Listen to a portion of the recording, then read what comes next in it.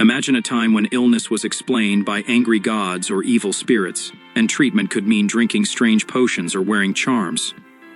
The history of medicine is a journey from superstition to science, and it shaped the way we live today.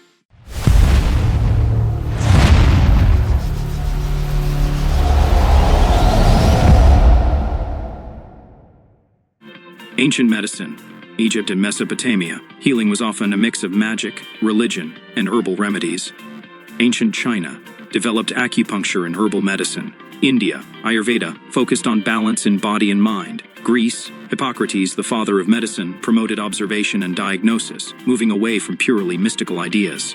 Romans built aqueducts, public baths, and sewer systems, early public health measures. Galen, a Roman physician, expanded knowledge of anatomy and surgery. In medieval Europe, medicine often mixed faith and tradition, but Islamic scholars like Avicenna preserved and expanded Greek and Roman medical knowledge. From Renaissance to 19th century, Renaissance. Dissection became accepted, leading to more accurate anatomical knowledge.